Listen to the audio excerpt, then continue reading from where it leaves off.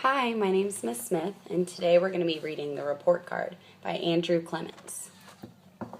Chapter 1. There were only about 15 kids on the late bus because it was Friday afternoon. I sat near the back with Stephen, and he kept pestering me. Come on, Nora. I showed you my report card. I want to see if I beat you in math. Let me see what you got. Come on. No, I said. No means no. I'm not opening it. I had to go to school every day, and I had to sit there and take the tests and quizzes when they told me to. But I have a choice about when I look at my grades, and right now I choose not to. So ask me on Monday. Stephen is my best friend, but I'm not sure he would have admitted it. If any of his buddies had been on the bus, he wouldn't have been sitting anywhere near me.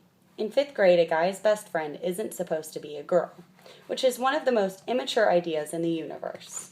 Your best friend is the person you care about the most, and who cares back just as much. And that's the way it was with me and Stephen. It wasn't a girl-boy thing. It was just a fact. Stephen was persistent. He'd been having a hard time with his schoolwork for the past 10 weeks, and he was obsessed with grades. So he wouldn't shut up about my report card. On and on and on. And our bus ride home took 20 minutes. Come on, Nora. It's not fair. You know what I got, but I don't know what you got. I want to see your grades. Come on, let me see them. Another fact. Sometimes no doesn't mean no forever. There was only about a block to go before our bus stop, but I couldn't stand Stephen's whining another second. Besides, the truth is, I was dying to know my spelling grade. I was sure about my grades in all the other subjects, but I thought I might have messed up in spelling. So I pulled my report card out of my backpack and slapped it into Stephen's hands. I didn't even care that my whole name was printed right on the label. Nora Rose Rowley. Here, I said. This is your prize for being the most annoying person in the world. Stephen said, all right. And he had those grades out of the envelope in about 3 seconds. Stephen's face went blank and his mouth dropped open. And it was like he couldn't talk or breathe. He finally spluttered and said, No way, Nora. This can't be right. Mrs. Noyes and Mrs. Zhang and everybody. These are the wrong grades. I ignored his amazement. I said, just tell me what I got in spelling, okay? Stephen's eyes flickered down the page, and then he said, You got a C. Rats! And I kicked the seat in front of us. I knew it! A lousy C. How could I be so stupid? Stephen was wishing he hadn't begged to see my grades, and his face showed it. He gulped and said, Nora? I hate to tell you, but all your other grades are... I cut him off. I know what they are. Stephen was completely confused. He said, But if you know what the others are, then why are you mad about the C in spelling? Because all the others are D's. You got a D in everything. All D's, except for that one C. Rats, I said again. Spelling. Stephen struggled on. But spelling is your best grade. And to reassure himself, he said, because a C is better than a D, right? I shook my head, and then I said more than I should have. Not always, I said. C is not better if you're trying to get a D. That really confused Stephen, and I didn't want him to have to think about it. I grabbed my report card back and said, So what did you get in spelling? I knew the answer to that question because I'd already seen Stephen's report card. Plus, spelling is always his best subject. Stephen said, I got an A. And is that the grade you were trying to get? He squinted and then said, yeah, I guess so. Then you got what you were trying for, and that's good. That's a good grade, Stephen. He said, thanks. We got off the bus at the corner and started walking along the street towards our houses. Stephen didn't say another word. I could tell he was worried about my grades, and that was just like him, to be worried about someone other than himself, which is why it was a good thing that Stephen had someone like me looking out for him, because I had gotten those D's on purpose. I had meant to get all D's, and those D's were probably going to get me into big trouble. But I didn't care about that. I had gotten those D's for Stephen. Chapter 2, The Facts of Me. My room was a mess. I was supposed to get it all straightened up before dinner, or else. Mom's orders.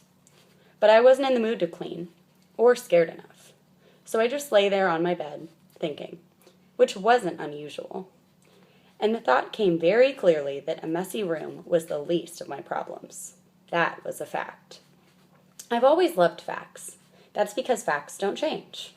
And I think that's why I sometimes hate facts, too. I've been discovering facts about myself for a long time.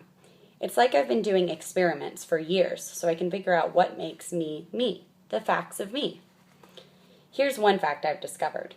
I have the opposite of amnesia. I don't think I've ever forgotten anything.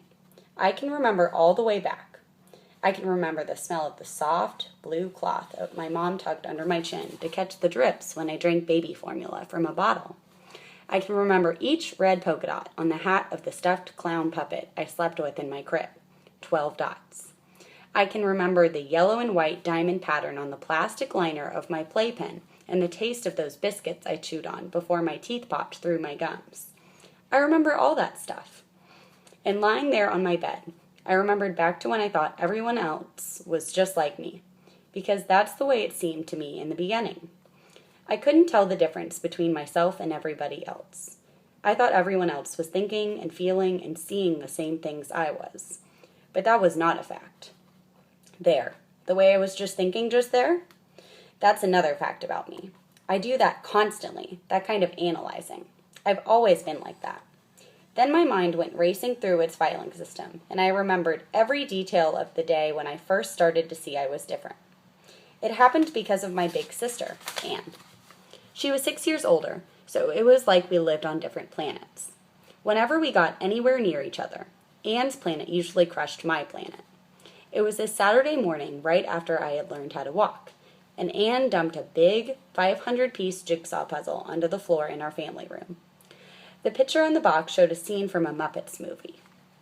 Anne thought she was this huge puzzle expert, and when I went over to watch, she said, "No, Nora, this isn't a baby puzzle. Get away."